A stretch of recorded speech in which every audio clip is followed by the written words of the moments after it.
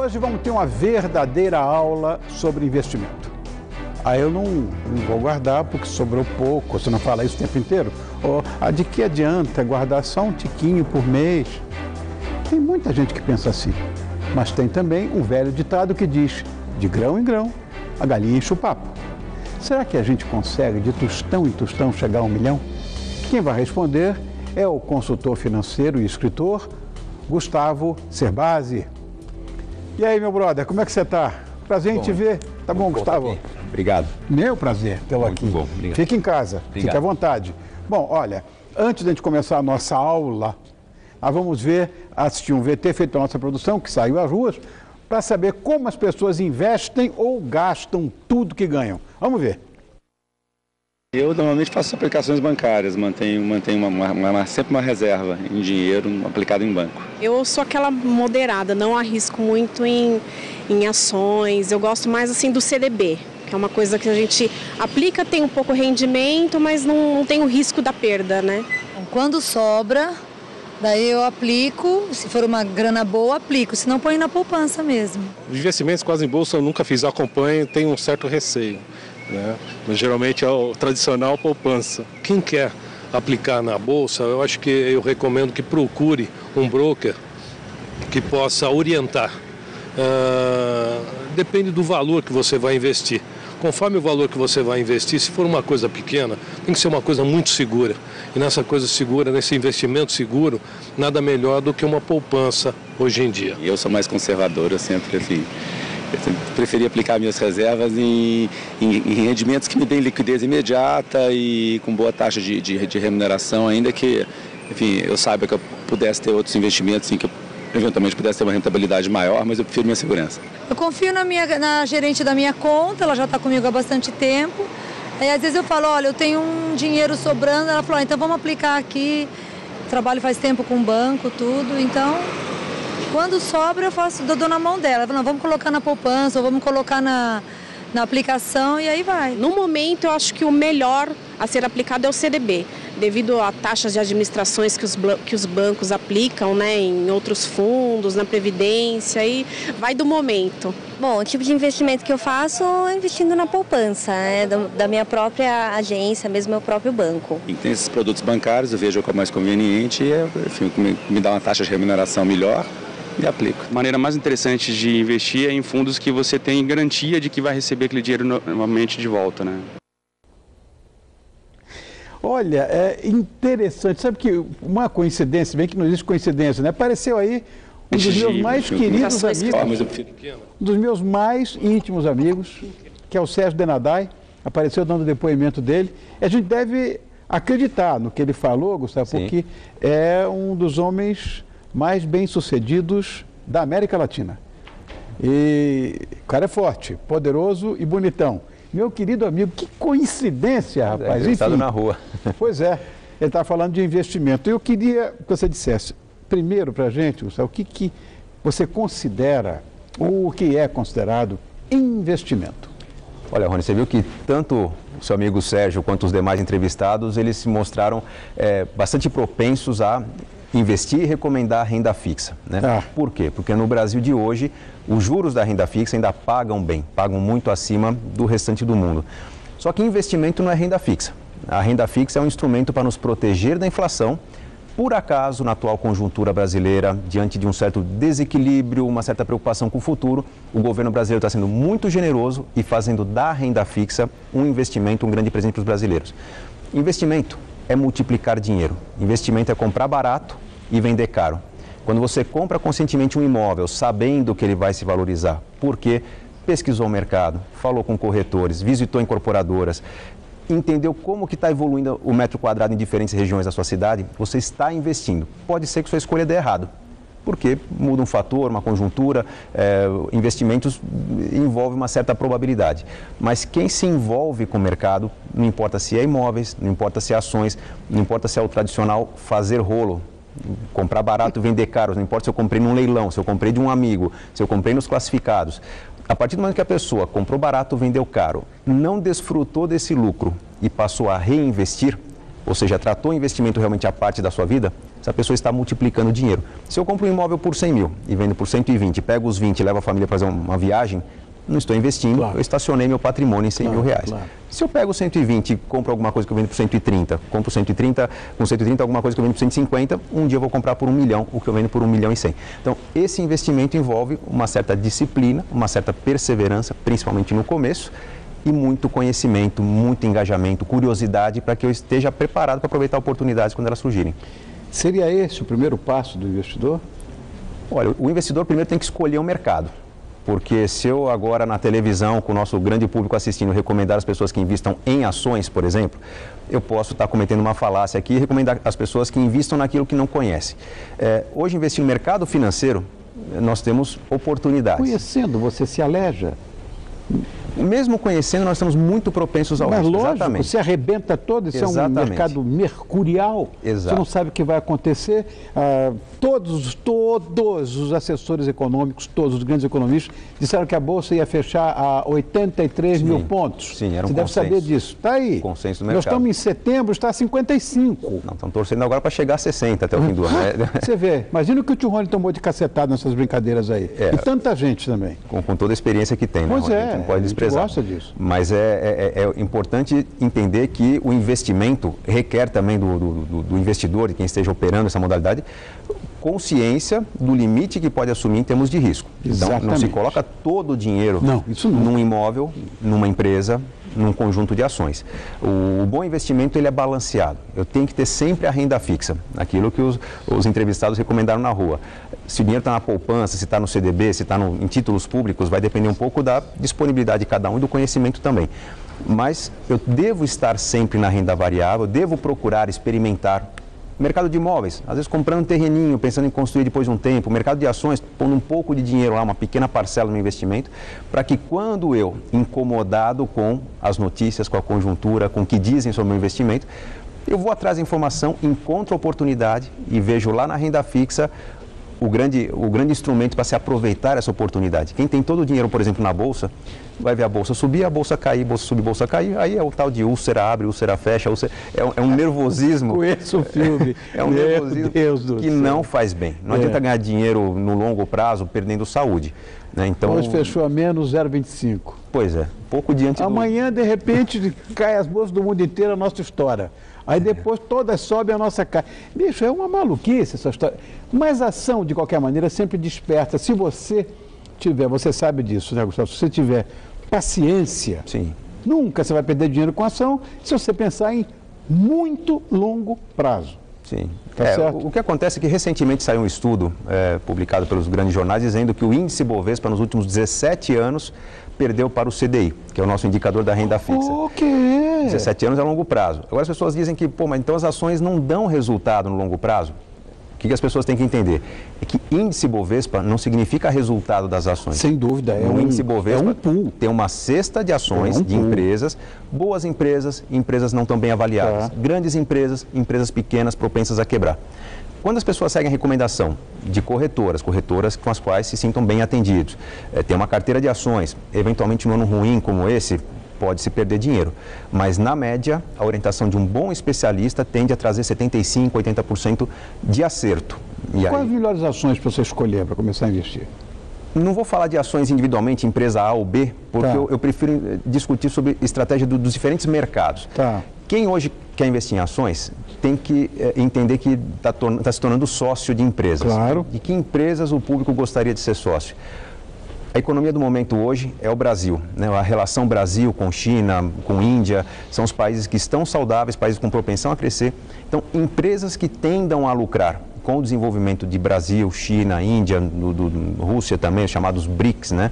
O bloco dos países que mais tendem a crescer nos próximos anos. Brasil, Rússia e China. Exatamente. São pessoas que vão estar investindo em empresas saudáveis, empresas boas. Então, consumo interno, empresas relacionadas a combustíveis, por exemplo, quem comprou ações da Petrobras no ano passado está frustrado. Nós sabemos que a médio e longo prazo nós temos aí uma propensão de ter boa descoberta de petróleo. Bancos siderúrgicos. Bancos brasileiros têm um crescimento extremamente sustentável, consistente nos últimos 40, 50 anos. Ótimo negócio no atual momento. Siderúrgica já é um setor que gera dúvidas porque apanha muito no mercado internacional. Mineradora? Exatamente. Mineratura é a mesma coisa. Mas vamos falar do varejo interno. Redes de supermercados, companhias aéreas, empresas de varejo mesmo, de negócio na internet, são empresas que têm uma boa previsibilidade em termos de resultado. Aí cabe a análise mais profunda, mais detalhada do especialista das corretoras. Claro, é importante a liquidez também. Às vezes tem um papel maravilhoso e não conseguir vender. Então, liquidez é um aspecto importante porque quem quer ganhar dinheiro com a oportunidade das ações não pode desprezar a sua necessidade que a incerteza, o imprevisto, o infortúnio traz. Claro. Todos nós temos imprevisto na vida. Eu, você, quem nos assiste. Sem dúvida. Estar preparado para o imprevisto, que pode ser um desemprego para alguns, um problema de saúde, um pequeno acidente de carro, uma coisa boa. As pessoas antigamente achavam uma honra ser chamadas para ser padrinho de casamento. Hoje é um abacaxi, tem que comprar um presente bacana, a pessoa não está preparada e tal.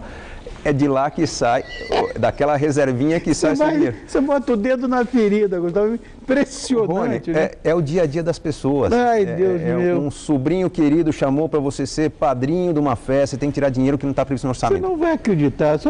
Isso só muda de endereço. É a mesma coisa. Na minha casa, você sabe que a minha mulher tem uma verba separada para presente de casamento, porque é todo mês todo mundo casando. Pois agora estão com a mania de casar no final do ano.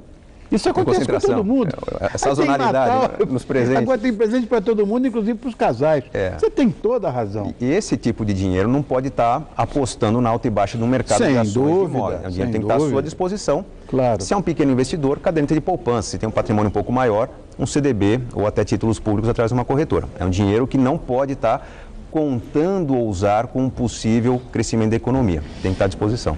Uma pergunta que eu acho que você deveria informar a quem nos assiste. O que é esses chamados ETFs, os seus fundos baseados em índices?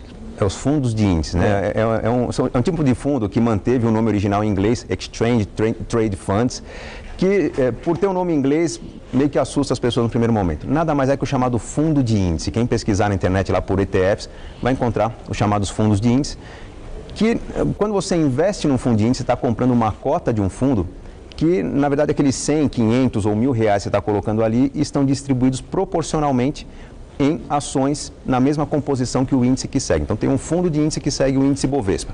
Tem lá as 70, 80 ações do índice e o dinheiro está proporcionalmente distribuído entre todas essas empresas. Existe uma parcela de analistas que critica o fundo de índice porque, como eu expliquei, o índice Bovespa não tem só empresas boas. Tem empresas boas e ruins, grandes e pequenas.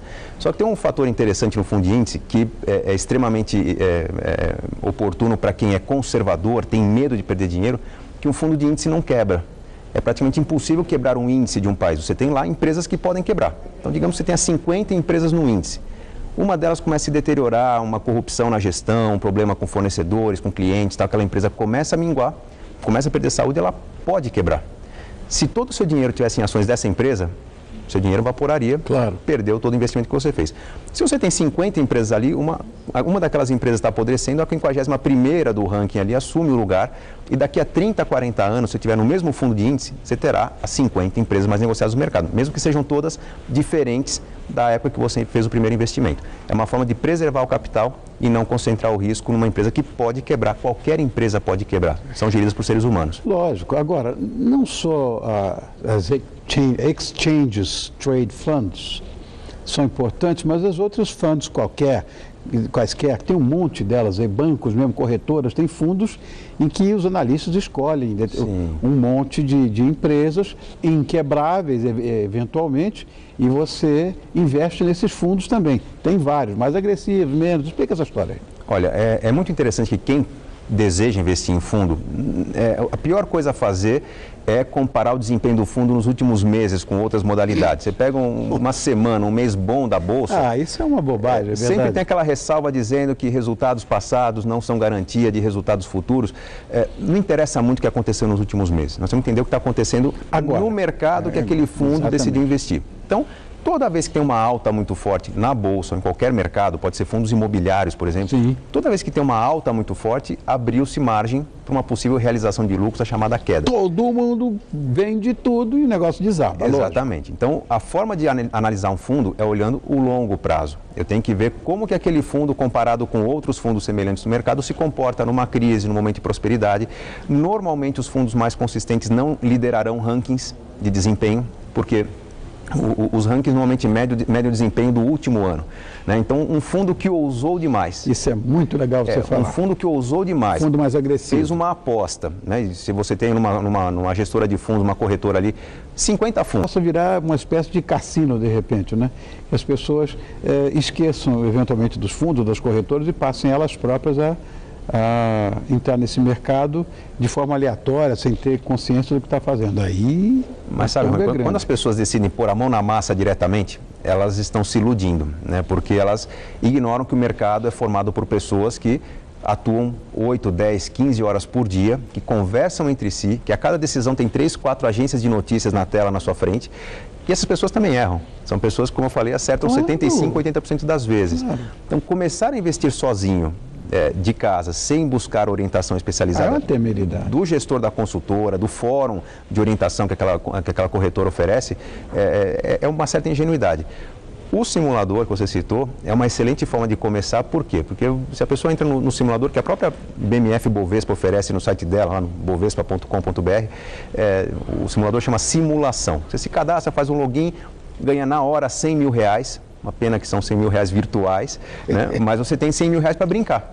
E é um concurso que a cada mês apura o ranking de quem teve o melhor desempenho, tem livros, tem curso de presente e tal. A pessoa que faz suas apostas, depois de um tempo começa a perceber que apostas nos induzem a erro, que nós somos passíveis de erro. Claro. E com o tempo, 4, 5, 6 meses de atividade, a pessoa começa a se tornar um pouco mais conservadora nas escolhas das ações e começa a fazer investimentos mais selecionados. É aí que ela se sente confiante para começar a colocar um pouquinho do seu dinheiro, não 100 mil de uma vez para quem está começando, mas começa com R$1.000, com 2 mil, com 3 mil, vai acertando e provavelmente fazendo boas escolhas. O problema é que as pessoas são imediatistas, elas querem resultado a curto prazo. Isso é um pouco mais difícil, não sei o que você tem a dizer a respeito. Nós estamos mal acostumados porque o Brasil era uma economia de curto prazo, né, Rony? Nós vivíamos o salve-se quem puder da inflação, que o dinheiro caía na conta, as pessoas corriam para fazer compra para encher a despensa. Né?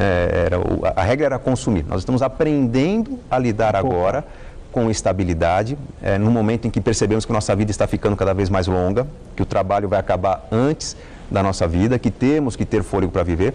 E mais, o brasileiro está percebendo que lá na frente não basta ter mais dinheiro para a saúde, porque do jeito que estamos vivendo mais, nós precisamos de mais dinheiro para a saúde, para o lazer, ter tempo disponível significa consumo com lazer, e para um mínimo de relacionamento social. Pessoas com mais idade têm mais parentes, então mais festas a frequentar, como você falou, casamento, vários, né, que tem por ano ali, presentes, a roupa que você veste, se a pessoa quer se sentir socialmente integrada, ela tem que pensar em dispor dessa verba.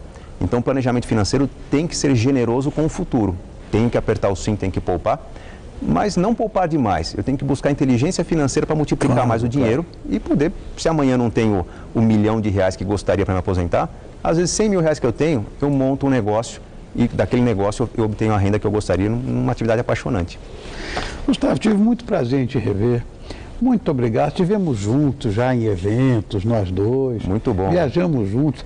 Fomos lá para a Costa do Sauípe. Costa do Sauípe, um evento fantástico. Rapaz, o Paulo está comendo lá, negócio de meningite, você viu que coisa absurda? Tá, questão séria. Tenho ótimas lembranças de ver você cantando a praça ao vivo, ele emocionou, fez muita gente chorar, parabéns. Foi nosso amigo Trabuco, saiu lá do seguro, hoje está... Presidente do banco, olha que beleza. Muito bom. Gente fina. Boas lembranças, né, Rony? Bom, esse é nosso querido amigo Gustavo Cerbasi, que é um brilhante escritor, que hoje nos ensinou um pouquinho, que ele sabe muito, de como você investir aquele dinheirinho que eventualmente sobrou.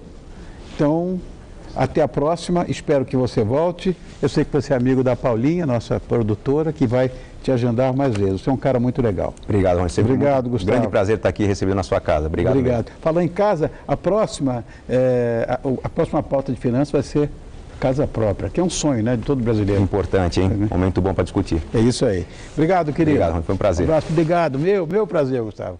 Até mais.